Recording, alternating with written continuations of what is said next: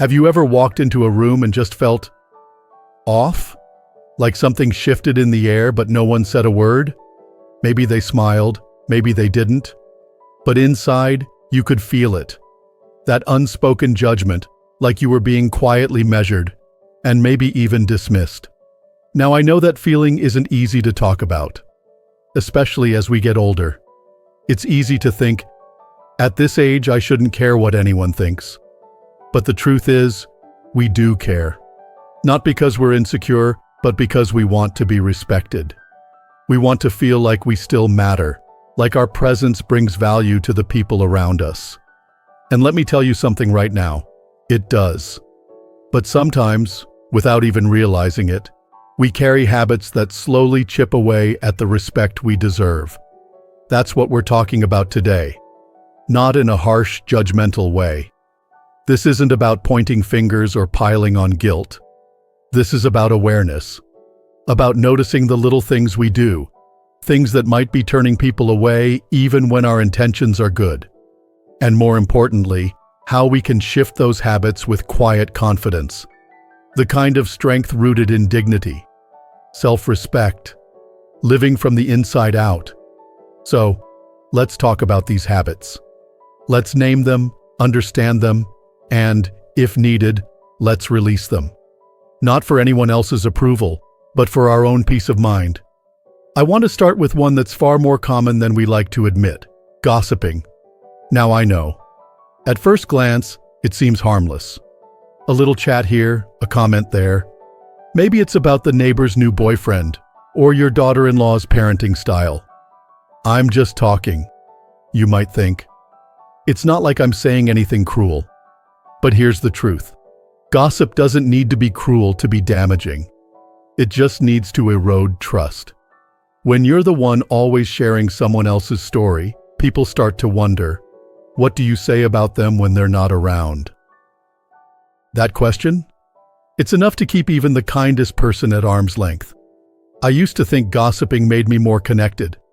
Like if I knew the latest news, people would come to me, open up, include me more. But what actually happened? They kept things light. They smiled, but didn't go deep. And over time, I felt like I was surrounded by people, but still oddly alone. Gossip creates surface-level bonds, but it destroys depth. And it also distracts us from our own inner life. When we're focused on who said what, who did what wrong, who's gained weight or lost control of their finances, we stop tending to our own growth.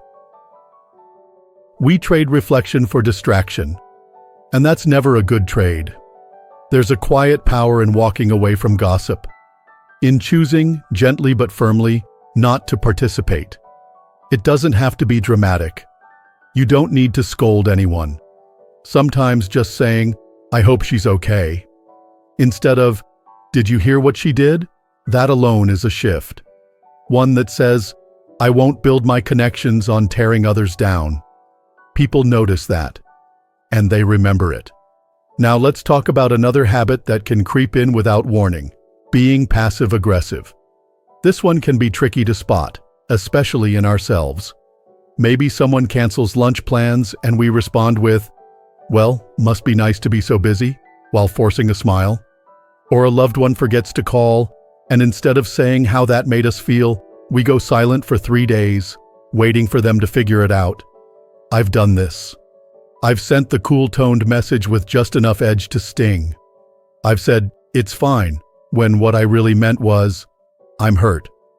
But here's what I've learned. Passive aggression doesn't protect us. It isolates us. We think we're avoiding confrontation, but what we're really doing is playing a game no one else wants to play. And most of the time, they don't even know the rules. Clarity matters. Saying what you mean, not in anger or drama, but in calm, honest truth. And that takes courage. More courage than throwing shade or giving the cold shoulder. It's easy to stew in silence. It's harder to say, hey, I felt disappointed when you didn't show up. Can we talk about that? But when you do, when you finally say what's really going on, something amazing happens. People stop guessing. They stop tiptoeing. They start connecting. It's tempting to think that others should just know how we feel, but they don't. They're not mind readers.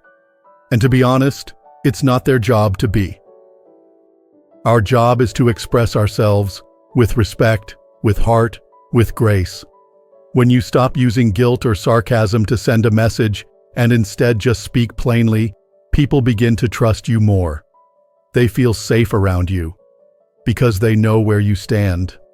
And better yet, you begin to respect yourself more too, because you're not hiding behind cleverness or coldness, you're showing up with strength. And that brings me to the third habit we need to gently confront: never taking responsibility. This one can sneak up on us. We make a mistake, and instantly, we look for something or someone to blame. The traffic made us late. The doctor didn't explain things well. Our adult children misunderstood our intentions. Sometimes we think, I'm just explaining, but often we're deflecting. And deep down, we know it. I remember one moment so clearly. Years ago, I forgot to return an important call. It was my fault. But instead of just saying, I'm sorry I lost track of time, I launched into an entire story about how I had errands and interruptions and a faulty phone battery. You know what happened? They nodded, politely. But something in their expression changed. That quiet trust dimmed just a bit. That's when I realized something powerful. Every excuse is a missed opportunity to grow. When we avoid owning our mistakes, we stay stuck. We stay small. But when we say, I was wrong and I'll do better, we unlock something deeper: freedom. Freedom from shame. Freedom from fear. Because when you can admit your flaws with grace, no one can use them against you. You disarm criticism with humility. And people respect that. They really do. Taking responsibility isn't about guilt. It's about growth. It's about saying, I'm still learning, even at 60, 70, 80, and beyond. Because you're never too old to evolve. Never too far gone to improve how you show up in the world. We all make mistakes. But the ones who earn respect, the ones who are remembered well, are the ones who own them. Quietly, boldly, without shame. And that, right there, is the heart of real wisdom. Not pretending to be perfect, but choosing to rise, just a little, each time we fall. There's a quiet kind of strength in being honest with yourself. Not the loud kind that shouts for attention, but the steady kind. The kind that says, I can do better, without tearing yourself down. And when you carry that mindset into your daily life, it changes how people see you. It changes how you see yourself. But sometimes, without even meaning to, we fall into habits that send the opposite message. Habits that say, I've stopped caring, even if deep down, we haven't. Let's talk about one of the most overlooked but deeply important parts of how we show up in the world: basic hygiene. Now, I know. It might seem strange to bring this up, especially with a group of adults. But the truth is, hygiene isn't just about cleanliness. It's about communication. It's about how we tell the world without saying a word that we value ourselves, that we're still paying attention, that we still have pride in who we are. I remember a time when life just felt heavy. It was during a tough season. Stress, worry, a little too much on my shoulders. And slowly, without realizing it, I started letting things go. I wasn't showering as often. My clothes stayed crumpled. I skipped the mirror altogether. What's the point? I'd think. It's just me at home. But the point wasn't about who was around. It was about me. About how I felt when I walked past a mirror. About the small voice inside that began to believe I wasn't worth the effort anymore. That voice? It's dangerous. It creeps in quietly. And it starts with the little things. We're taught to focus on what we can control. And hygiene, how we care for our body, our appearance, is one of those things.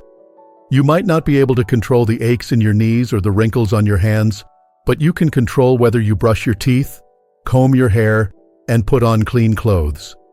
And when you do, you're sending a message to yourself and to others. I still matter. I still care. People pick up on that. It's not about vanity. It's about vitality. When someone sees that you take care of yourself, they're more likely to take you seriously, to invite you in, to respect your presence. Because if you don't respect yourself, how can you ask others to? And here's the part no one talks about. Letting go of hygiene is often a sign of something deeper. Burnout, depression, feeling invisible. If you've ever caught yourself thinking, why bother? Please know this, you're not alone. And it's not about laziness. It's about pain. Unspoken, buried pain that shows up in skipped showers and worn-out clothes. But the good news? Every small act of care, brushing your hair, putting on fresh socks, even just washing your face, can help pull you out. Not all at once, but one step at a time. You start to feel clearer, stronger, more in control. And before long, the energy returns. There is dignity in cleanliness. Not for show, but for the soul. And that brings me to another habit we often overlook, one that can drain relationships faster than we realize: constant complaining. Now, don't get me wrong, we all need to vent sometimes. Life throws real problems our way, especially as we age. Health challenges, family stress, money worries, they're not small things. And talking about them is healthy. But there's a difference between sharing and sinking. Complaining becomes dangerous when it turns into a way of life. When every conversation becomes a list of what's wrong. When negativity becomes the lens through which you see everything. I used to catch myself doing this without even realizing it. I'd start the day grumbling about the weather. Then it was the news. Then the aches in my shoulder. Then someone else's behavior. Before long, I had spent the whole day pointing out what was wrong and completely missed what was still right. People don't often tell you when your negativity starts to wear on them. They just start pulling away. They avoid the phone call.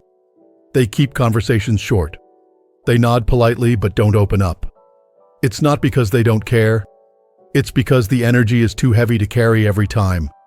It's wise to focus on what we can control and release what we can't. Complaining gives power to the very things we say we don't want.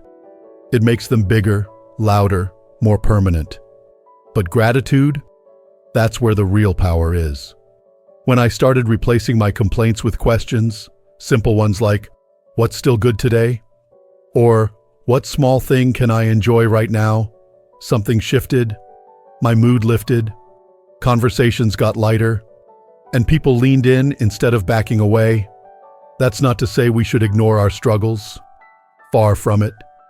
But if the only song we sing is one of frustration, we can't be surprised when no one wants to dance to it. Every time you feel the urge to complain, try this. Pause.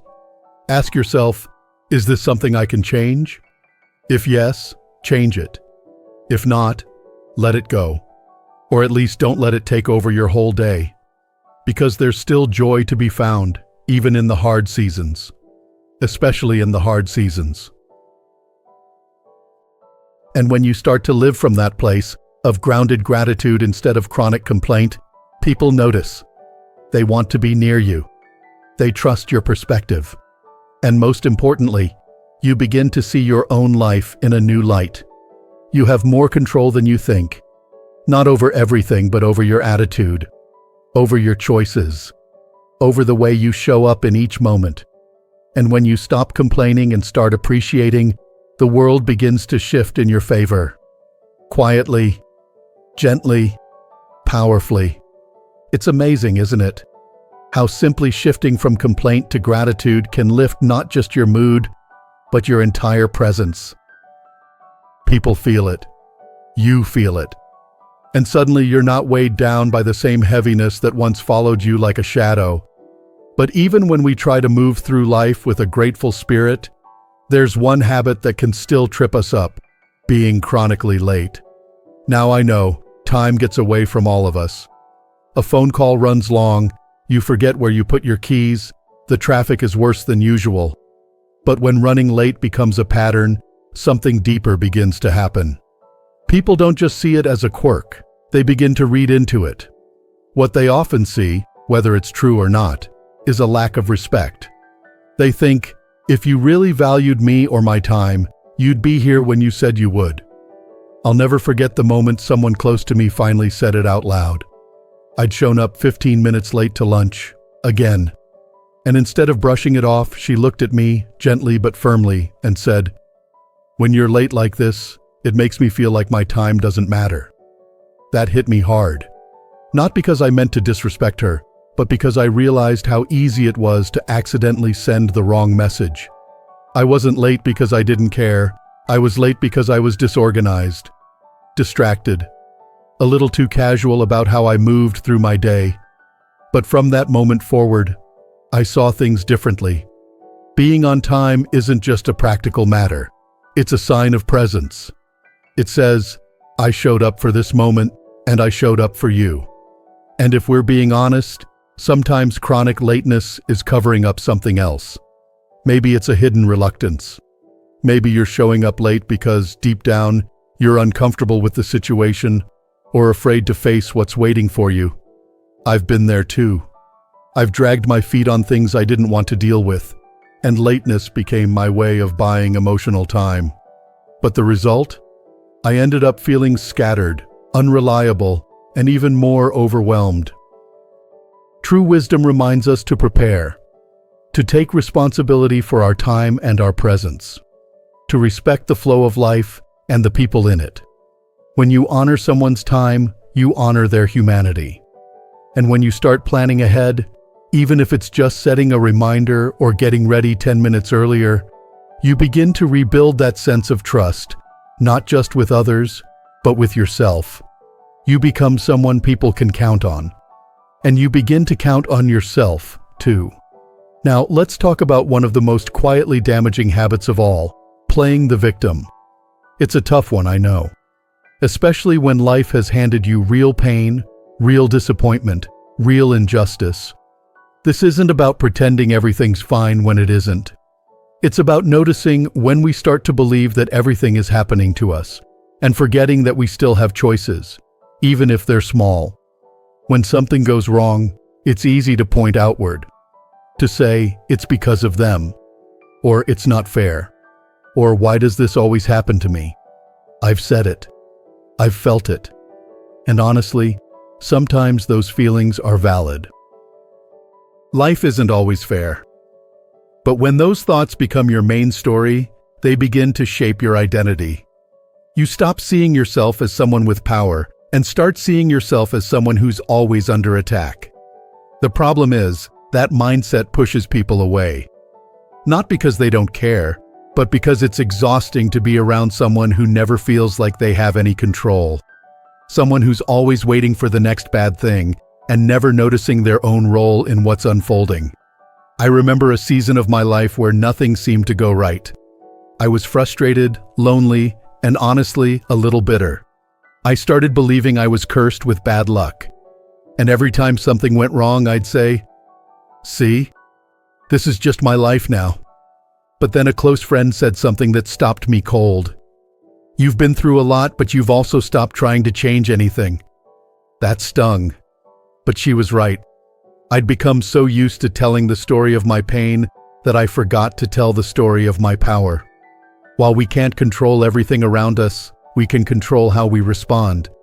We can choose courage. We can choose action. We can even choose meaning in the middle of struggle. When you stop playing the victim, you reclaim your role as the author of your life. You stop waiting for someone else to fix things, and you start making moves, even if they're small. You might set a boundary. You might forgive someone, not because they deserve it, but because you deserve peace. You might decide to take better care of your health, or try something new, or reach out and reconnect with someone you love. You step back into your power, and when you do, people see it. They feel it. They're drawn to it. Because here's the truth. People don't look down on you because you've struggled. They look down when they see someone who's given up, someone who's stopped trying. But when they see you rising, again and again, with quiet dignity and self-awareness, they can't help but respect it. And more importantly, you begin to respect yourself again. At the end of the day, that's what all of this comes down to. Respect. Not just the kind we hope to get from others, but the kind we give to ourselves. The kind that grows when we stop gossiping and start listening. When we speak honestly instead of hinting or sulking. When we take ownership instead of blaming. When we care for our body as a temple, not a burden. When we stop complaining and start noticing the good. When we show up on time, present and proud. When we stop playing the victim and start living like a survivor, no, like a warrior. The beauty of this journey? It doesn't require perfection, only awareness. And a willingness to grow. A little at a time. You've lived enough life to know that people will come and go. But how you carry yourself, that's forever. And the most powerful thing you can do now, today, is to walk through the rest of your life with intention, with grace, with quiet confidence that says, I may not be perfect, but I'm learning. I'm growing. I'm still showing up. And that is worth admiring. So if something in this video stirred something in you, if you saw a piece of yourself in these habits, take heart. It means you're paying attention. It means you still care. And that's the first step toward any real change. You don't need to fix it all today, but maybe pick one thing. Just one. Speak more directly. Say no to gossip. Be 5 minutes early. Take a longer shower. Whatever it is, start there. And if this resonated with you, let us know. Leave a comment. Share your thoughts or your story. Because chances are, someone else is going through the same thing, and your words might be exactly what they need to hear. And if you found this helpful, don't forget to give it a thumbs up, subscribe, and share it with someone who might need this kind of gentle nudge too. You're not alone. You're not too late. And you're not stuck. Here's to living with dignity, clarity, and heart, at any age. We'll see you next time.